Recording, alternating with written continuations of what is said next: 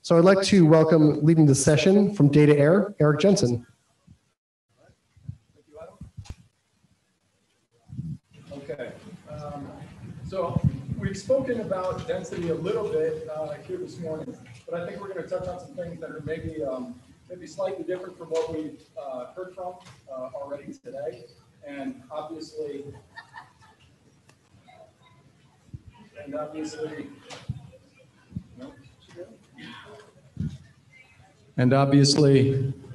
I need another mic. Perfect. Thank you, Bill. All right, but back to the show.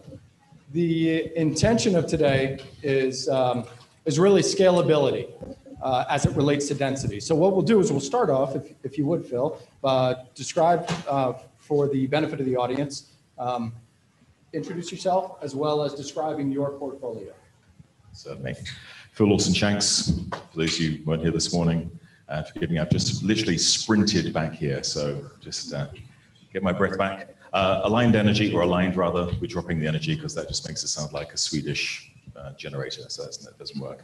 So aligned data centers, the company's been around several years. It was designed primarily to be the most sustainable data center on the planet, and we looked at all of the components. So scalability is critically important. Cooling is where you're going to get a gating factor for your scalability. So we designed a whole new cooling system. It gives us the ability to get a really low PUE, 1.15 on average over the year. And we can scale up to 50 kilowatts a cabinet just by using air. And it's about using air pressure instead of just velocity. There's a whole thing about the difference between fans and pumps, which we can go into. In fact, got someone over there who can talk about it even more than I do.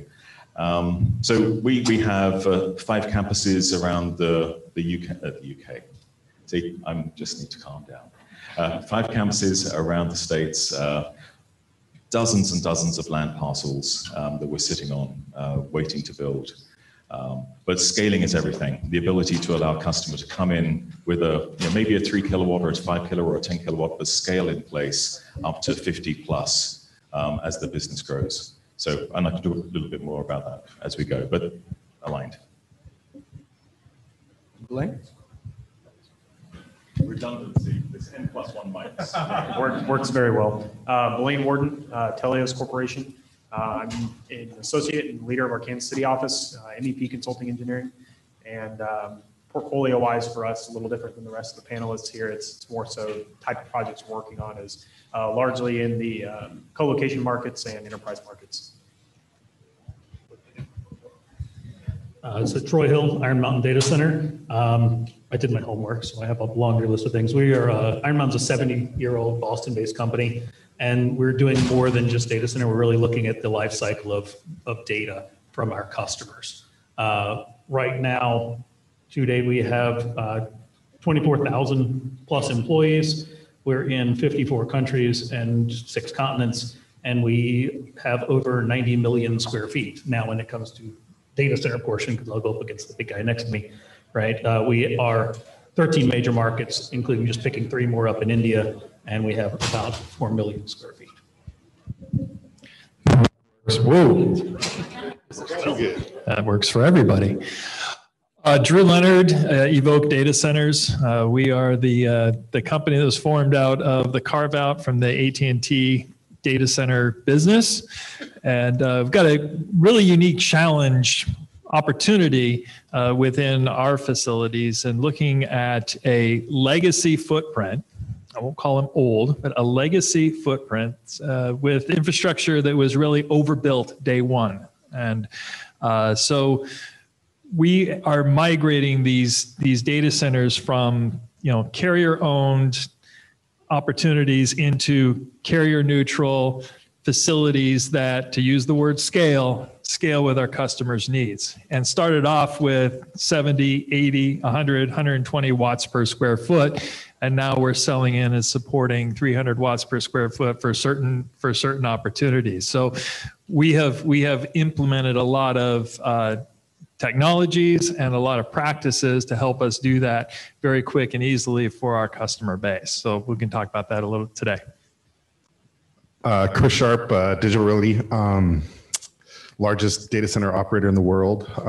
Very similar problems across the board here, where just right down the road, we have a single building that's 1 million square feet, 100 megawatts in one building. So not only do we look at the greenfield, but to Drew's point, how do you sit down and work with your customers to not only understand the density requirements that they're meeting today, but where are they headed towards? And I think, one of the things that's important for a lot of us to continue to look at is it is an opportunity to retrofit existing builds, because there's not a design in the world that we don't support as Digital Realty, and a vintage that we don't support. And I think, operationalizing that in a scalable fashion so that you can constantly evolve with your customers, where it's not about if it's going to densify and power, it's just when, and the uniformity of that. Because I think a lot of us probably deal with hot spots in the industry, and how do you individualize the ability to support those hot spots in an efficient fashion without burning square footage? Because at the end of the day, it's about that balance and that return out of the portfolio that I think a lot of us are striving towards, not only the efficiencies achieved with the technology, but how does that benefit the business over time? And so happy to be here today. Okay, great. Thank you all. So as you heard, a diverse panel of not only experts and backgrounds, but also the portfolios that they are trying to manage, whether it's their own portfolio as a co-location provider, or their design portfolio in the case of Blaine as a consulting engineering firm. So, when we think about density, of course, a lot of what immediately comes to mind is naturally the stuff that hits the news, right? Which is high performance compute, somewhere on the order of maybe 50, 75, sometimes even 100 kilowatts per rack. But that's not necessarily where the majority of us are operating, right? So, however, where are we coming from? Legacy really is about 2 to 4 kilowatts per rack.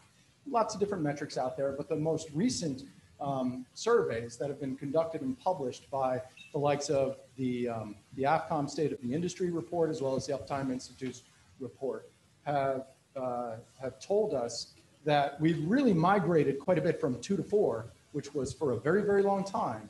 Now we're operating on average, according to their surveys, and those are 2 independent surveys, at 6 to 12. That's kilowatts per rack, and of course, some of us speak in terms of per square foot, which is a little bit different. So that's the challenge. It might not seem as though that's as big a deal going from 2 to 4 to 6 to 12. But when you're talking about cooling infrastructure and the need to scale over time, that's a very, very important thing for us to realize. Is really, we're talking now about 3 to 6 times the density that we were all dealing with for a very, very long time. So that is actually a very real challenge for us. And so my first question is Blaine, I wonder if we can start with you. Can you tell us, what does scalability mean for you? So from a consultant perspective, the biggest question that we have is flexibility. And I think scalability and flexibility go interchangeably in a number of different conversations across the data center market. And I think the challenge that we have as consultants is to collaborate with our clients and really try and predict what 5 years, 3 years down the line is going to look like. And even further than that, you start really looking at, depending on the application, whether you're looking at a 5-year horizon, you're looking at a 10-year horizon, and what is the industry starting to move toward, or what are they starting to move toward from a capacity perspective in that regard. And I think if you're talking flexibility, it comes in from a cooling perspective. We're seeing a lot of flooded room trends right now in new builds, and the question that we always get posed with is that going to be a continued model? Is it going to be a airside distribution? Is it going to be a flooded room design, or do we really need to start leveraging and almost starting to go back towards more of a chilled water application as you start to look at chip level, as you start to look at cabinet level cooling to support these high density applications that provides more flexibility for not just your standard, what's becoming now 10 kW a cabinet, but as you start to look at sections of data centers that have 10 kW a cabinet and others that have 100 kW a cabinet. And how do you accommodate those ranges within the same facility, and what technologies are going to best serve that? So those are the types of conversations we're having to have at an early stage, at least on the cooling side of things. Power, there's trends towards, no UPS backed power, and those trends start to throw a few different conversations into the mix as far as what can you do to densify legacy sites, and removing equipment it can be one of those to add additional power. Yeah, I would echo that. And I think you touched on a good point, Eric. In the very beginning, follow your customer's journey, right? And I think you alluded to, there's a very different type of deployment associated with each of the customer types. And I think we're talking a little bit later today about hyperscalers. That's a whole different ballgame, right? The way that they deploy, the way that they design, and the way that you have to support them, it's very consistent. It's extremely high power dense, and then everything else is a derivative behind that. And I think, you'll hear today, it's all about achieving that elasticity to support the next generation of customer types coming into the facility, right? Because it's not just about the hyperscalers. There's an enterprise mix that attaches to these hyperscalers, and finding that variability between their requirements and where they're headed, I think is absolutely paramount. And it's paramount from a design standard and a retrofit standard. And what I mean by design is, do they want redundancy in power, right? Because then you have an opportunity to bring that power into the facility and sell it as usable capacity at a higher density. You don't just want to strand that power. And I think that's where, the industry, and quite frankly, we spend a lot of time doing a lot of R&D work around how do we balance that and make it very repeatable so that the broader customer base can benefit from that. And I think, we talked about it a little bit where it's a varying use of capabilities in that we're reaching the end of air, right? Like you can blow it fast and it's less useful. So always looking at, can you bring in a chilled water install base in an efficient fashion to take care of those hot spots or blend it across? And I think one of the things that we invested early on, and it's very beneficial to our customers, and we actually started to give it away because it's a better experience overall, is CFD designs. And so we have some of the best CFD design engineers in the world that start from that hyperscaler, and then we started to adopt those best practices out to the enterprise, because at Digital Relay, we have a mix, right? We support all the largest hyperscalers in the world and the colo customer base that's comprised of those enterprise customers. Having that CFD capability to start to really show real world experiences, and then starting to align the technology, if it's a rear door heat exchanger or something thereof that can support their, quite frankly, AI aspirations, because that's why we're here, right? That's the workload that's coming into the facility that's generating a tremendous amount of opportunity and revenue, is how do you support those high-end chipsets that it may be cooling to the chip, or it may be that rear door heat exchanger, but you have to show that progression path on not solving today, but what's your second and third generation, so that you can future-proof their deployments in the most efficient manner. Troy, can you add to that? I was going to say, all of this is dependent on that planning part, right? And when we go back to design, how do we design it so that we can have a product that can both work for your co-location customers that are averaging 5 kW rack, and be able to scale it up, adding additional crawls, additional cracks, additional taps, so that we can handle the 17, 18, 19, 20 kW per rack average, right? Not the one-off. The one-offs are great because they're fun, right? But the average, and because if I've got a 2 rows and that 2 rows are pulling a megawatt, I've got to be able to adequately do it. And then, but how do I switch back and say, okay, it's planned so I can put extra crawls here and here in the gallery, but I don't need them if it sells to low dense, and then I add them if it sells to high. Yeah, couldn't agree more. And I think the conversation earlier today about modularity as a basis point for the initial design and the way you bring that infrastructure to market is everything, because that provides you a lot of variability as you proceed forward with these different types of deployments. And that's where I said earlier, like, elasticity is key. Because if you can align to that pipeline and understand if it's going to be 8, 15, 17, the way you bring and you fit out that hall will drastically change. But quite frankly, we only see customers, the average customer type will have 1 out of every 5 racks be extremely high power dense. And so how do you support that going forward? But again, sorry, go ahead. No, I was going to say that the other challenge in this is where do you put that CapEx, right? So is it, how much do you really want to invest in retrofitting to enable your existing base versus the new opportunities that are coming in that are 10, 15, 20 watts per kilowatts per cabinet. So where we go is we're really focused on maintaining that existing base and bringing in the smaller new customers and building them out as dense as we can in order to maximize the efficiency and have space that we can continue to sell and add in more power eventually. But we've got a lot of under roof space for expansion that we're marketing toward the build to suits, so that when we get those opportunities to come in, we can now build out with a dedicated infrastructure to support a much higher density deployment in a better contained area. And then going forward, obviously you're building out to those new levels that are out there today. And working with that, we're doing that on both the cooling and the power side, right?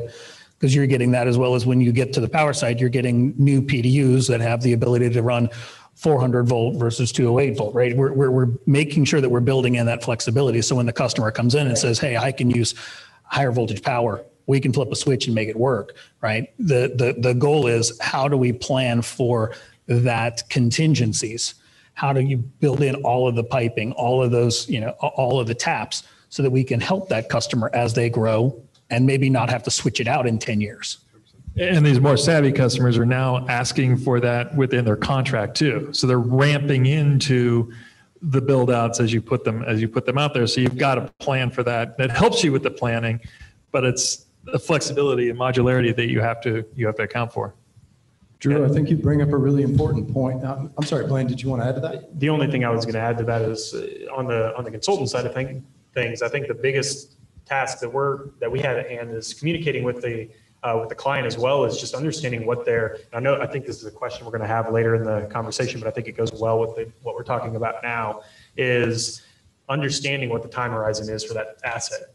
What duration are you planning for? Because depending on what that answer is, and depending on what entity is actually going to be utilizing that space, your solution can change. And or depending on what that solution is within the space, if you're looking at something that's as high density as chip level cooling, then that's a different direction than, hey, I need a 5-year turn and I'm burning it, 10, 12 kW a cabinet, and a flooded room works just fine for a 5-year turn on that. So it's a conversation of understanding what's the solution that's needed, but then also understanding what time frame that's within and what you're planning for, and what's the expectation for a complete, to Drew's point, a complete overhaul of that solution, and where is that capital coming from, and what's the expectation for when it's hitting. So Blaine, that's exactly where I was going, is the notion of time horizon and what are we building for today? So I wonder, does anybody want to speak to what specific time horizon we're building for today? Not planning for, maybe we'll do for the future, but what are we doing today with our builds? So I'll take that one. So the way we build, if you imagine a large space, 20,000 square feet, one wall, that's where we put our Delta Cube technology. This is an 18-foot high cabinet with 3 fans in it. And then there's some technology in the back to remove the heat. Just one of those, as a 4-foot cube, is capable of 146 kilowatts of heat rejection. So in that stack, you've got the equivalent of 4 cracks or crawls. So with that, and because it's our technology, our buy price for that is significantly less than buying a single crack. So we just put those in as we need to with blanking panels. As our customers expand, we just pop out a panel and roll another one in. But we're finding with our customers, they typically have a 3, 5, 12-year contract, depending on who they are. If it's a cloud service provider, they've already got in their mind their plan, and typically their hardware, their implementation infrastructure would be 3 to 5 years. It's rare for it to go beyond 5 years, just the way things are going. So having the ability to allow them to expand as they grow is absolutely essential. And we've got customers literally running at 50 kilowatts a cabinet in every cabinet in the row, and it works perfectly. But again, it's this difference between moving air quickly or moving a lot of air. It's a fan versus a pump. The air pressure. So if you just move air across a surface, it's going to pick up some of the heat, but there's latent heat on the device through the heat sinks, and particularly the way like NVIDIA and AMD are doing their heat sinks. You just can't pull all the heat off. So that's why there's the view of moving water to the chip. But with this, we get a delta T of up to 45 degrees of heat change instead of the 3 to 7. And that's a game changer for the hyperscale community. In fact, the guy that invented it, I'm looking at him just over there, he's just sitting there, so you can talk to him about how it works. And that's the thing. We have a customer, I said earlier, they do a lot of they're using HP's Cray supercomputers. So those are 250 kilowatts a cabinet. And the cabling, just to bring the power to that, is extraordinary. And that's always going to be a gating factor. How much copper are you going to bring to the back of the cabinet? So with those, it's understandable, it's a supercomputer, but we've tied in their water chilling to the chip into our loop. So we've got 250 kilowatts a cabinet of cooling next to 40 to 50 with the superdomes and the other HP systems. So there are ways of addressing this problem. You don't have to go to exotics. And I would argue once you get beyond about 60 kilowatts to the cabinet, the amount of copper you're bringing in makes it almost unmanageable anyway. So that's why you get super wide cabinets to accommodate that. So then it's a cost for the client. Are they going to put 80 kilowatts in a cabinet and have the cabinet 8 foot wide just to do the cable management, or are they going to separate it out?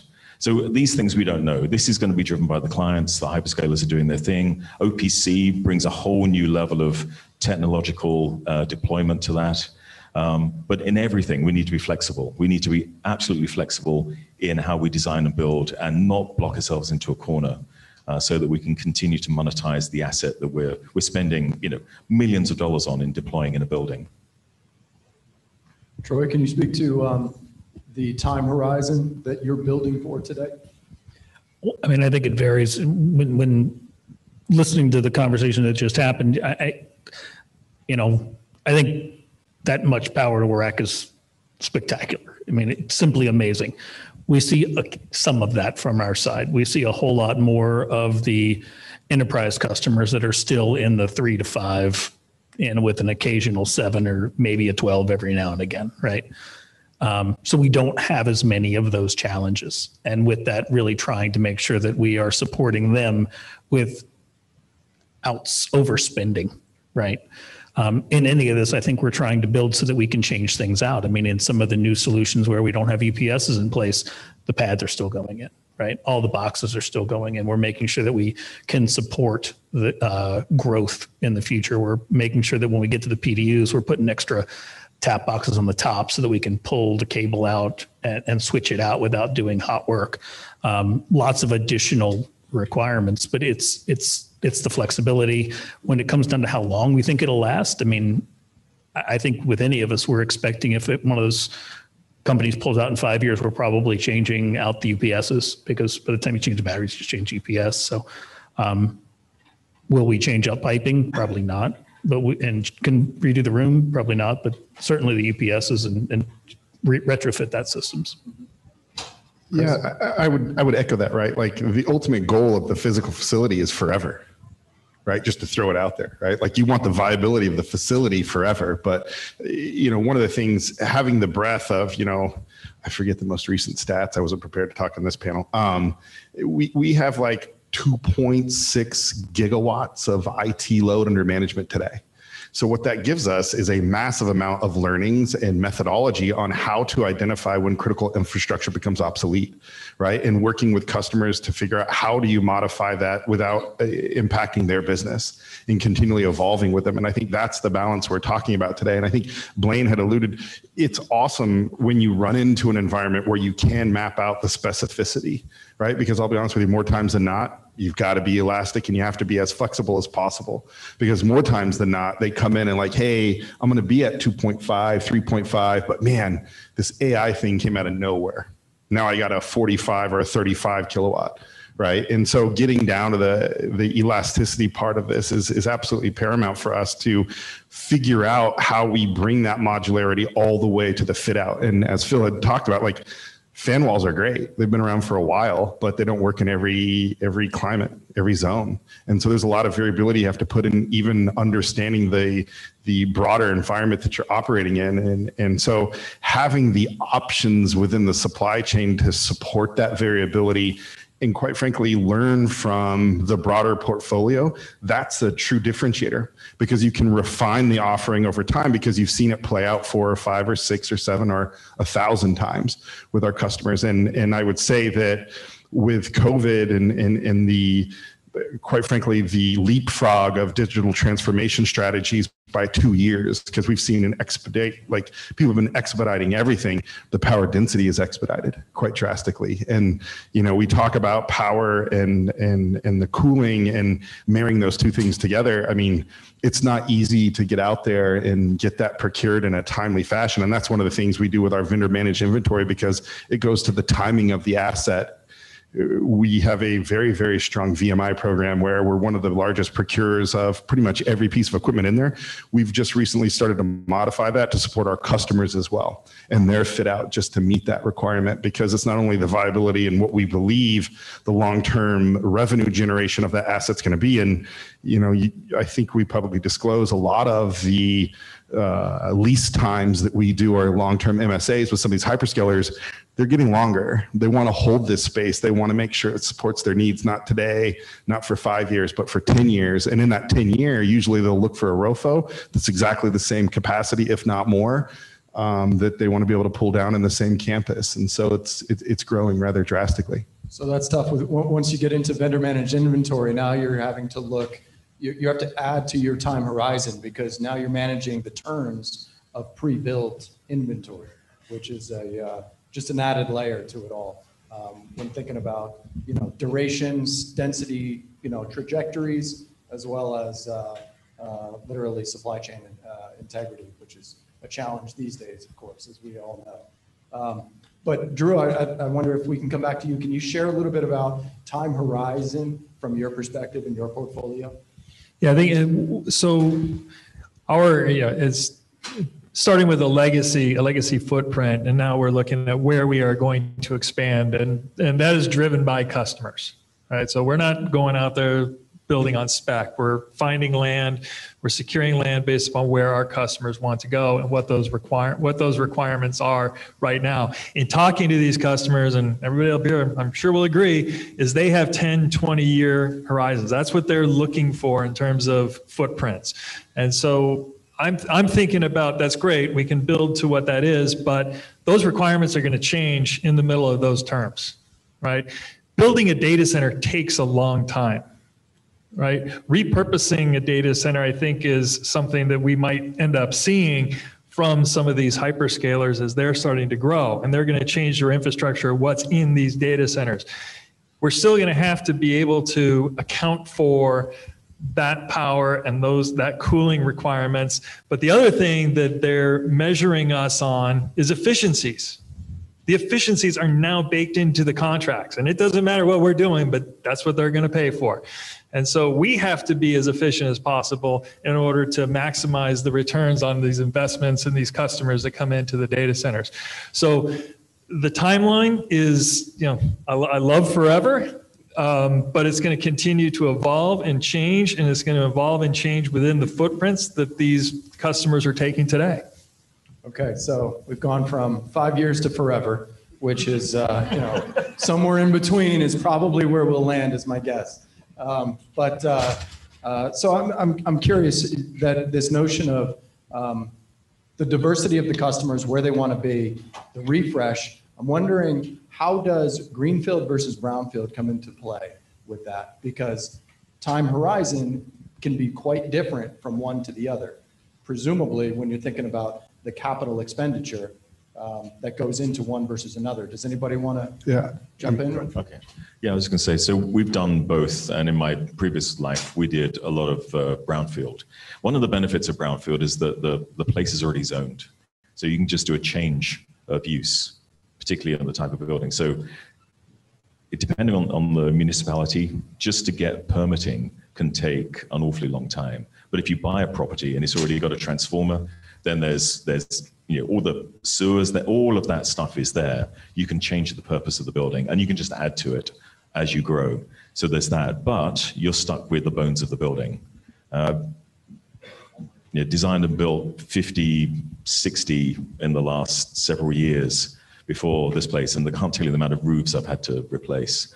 But building a greenfield is great because you can build it as you want it to be built, but it does take time. But I think we still have the record for the fastest from permit to a vertical in Ashburn. It was just 45 days, which is extraordinary. But you have to have that VMI, like Chris was saying. 3 or 4 years ago, we went out and purchased 20 megawatts of capacity from all our supply chain. We've upped that to 50 now, and that's essential as you're building. But you still have the long lead items like steel. Last year, steel was a problem. Getting preformed concrete was a problem. You can never predict actually where the bottleneck's going to be. Yeah, I was going to. Brownfield, green, you better be relevant at both or you're going to be obsolete, period. Like you've got to figure that out rather quickly. I think brownfields, they're unique instances, right? With a lot of our internet gateways and, I think if we're all probably from the industry, but like a lot of the internet gateways that exist out there are massive brown build retrofits, right? Like we have a old tank manufacturing building in San Francisco that's now a data center, 365 Main and 350 Cermak. I mean, all of these things have storied pasts. And so it's not only about the initial brown build, which I think is important to this conversation, but it's about how do you refresh and continually evolve to support the evolving customer needs. And that happens not only in the cooling and the power, but it also happens in the interconnectivity, right? And the type of customer you're attracting to that environment, because that's shifting as well in the overall industry. But I think, the greenfields, I would love to challenge Phil on he's the fastest in Ashburn, but it's good. I mean, Ashburn, Virginia is amazing, right? Like I used to live here, spend a lot of time here, and it is the epicenter of the world as far as data centers. Right. Like I'm sure you guys have all seen the campuses that we've been building here. We continue to invest here. A lot of that is greenfield. And when we talk about greenfield, I think it's important, particularly for this power density conversation, is the master planning that goes into that. Right. And I see some old colleagues here that spend a lot of time master planning these massive facilities and working with the power routes and investing in the substations and delivering that infrastructure. And then not only looking at how do you secure the initial land bank, but what's the next one and the next one, right? Because it's a gradient of relevance, said differently, of do you have a shell? Do you have a data hall? Do you have the land? And do you have the next set of land? And does all of it have power? Right. And that's where if you can't show that demonstrable shadow to a lot of these large buyers, they're not going to participate. And quite quickly, all of the enterprise customers that we sell to that are high profit, high viability are also getting very educated at having those same conversations. And so showing that gradient and showing that ability to do it at a level which future proofs their deployment, where start at 2.5, go to 13, go to 30, go to 45, right? We spend a lot of time on that and having the elasticity of how do you do that within that rack and the service around that. It's not easy to achieve, but it's absolutely possible. And unfortunately, I think you guys are a lot of technological providers and technology providers. The margins on that or the capital expenditure gets rather high rather quickly as we get more elasticity built into the product. And so that's what I'm hoping we as an industry can work on. And how do we provide that gradient of infrastructure in a more efficient fashion, both economically and also to the PUE? I think the proficiency at both is a key topic there, because there's positives and negatives to both the brownfield and the greenfield, and I think it really depends on what you're shooting for from a in product delivery. Brownfield sites that were designed originally for 100 to 125 watts a square foot, and trying to have the elasticity to take those to a much higher density level. And a lot of these legacy brownfield locations being in an inner city, you're not just looking at facility limitations, you're looking at infrastructure limitations. You start trying to take those to a 400, 500 watts a square foot type of application, and the power addition that comes with that, and then now the added cost in getting that power to that location is a much larger hurdle than building a greenfield site along a transmission line that you've got long haul fiber adjacent to. It's a much different conversation.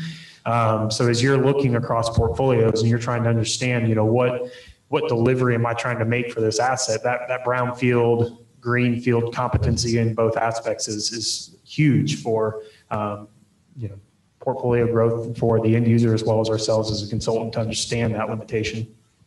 So brownfield, greenfield kind of seem like opposite ends of the spectrum, maybe somewhere in between, somewhat of a hybrid approach, depending on how you view it. might be prefab modular. And I wonder, Troy, if you can speak at all to how prefab modular might come into, might enable better density management over time or scalability as things grow over time.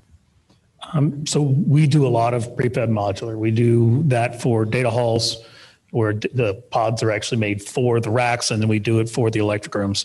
It is something that I think is really great when it talks to scalability, right? So being able to drop those electric rooms in as needed, plot them in place. The customers don't always seem to like the prefab modules for their data centers as much. They have great PUE. They are a wonderful product, but it's still trying to convince people to buy into that upfront cost.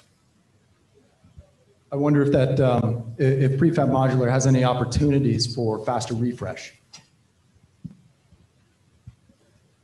Opportunities for faster refresh. I mean, when they turn over, we see them come in. We know that we can meet higher densities in them, so that, yeah, they do have a longer longevity for use. Chris, did you have something you wanted to add to that? Oh, okay. All right. Well, let's see. We've got a couple more minutes here. I wonder if there's something that we touched on earlier that dawned on me when we were talking about scalability as it relates to different spaces within the facility. I wonder if anybody has any experiences about the difference of scalability and the need for flexibility from white space versus gray space and how that might vary. Chris, you try to get as much yield out of a building as possible, period, right? Like you can go to 56 Marietta, you can go to 350 Cermak, you can spend a lot of time in those buildings. We do everything we can to make it as highest yield as possible for the benefit of our customers, right? Because they have proximity and location in there. Some of the newer designs, we absolutely have continued to look at that and figuring out how to drive more and more yields out of it. And that's, of course, in more greenfield facilities. But I think with the efficiencies and the densification of some of the infrastructure and, you know, the modularity piece, I kind of went two ways in my head on that one. The actual like containers being dropped in places, I think that was interesting for a certain use case. It might be viable in the edge, but the modularity, I think one of the things when I came on at Digital 7 years ago, it is core to the way we've been building for so long that you can make it smaller, you can pull it out, you can continually refresh that infrastructure. It's absolutely, I don't think anybody in here, if you're building data centers, is not building in a more modular design because that's how everybody sells it now. But I think there's a lot of efficiencies to be gained in the way that modularity is coming to market. And we spend a lot of time giving the feedback to the vendors that we can densify it and position it a bit differently.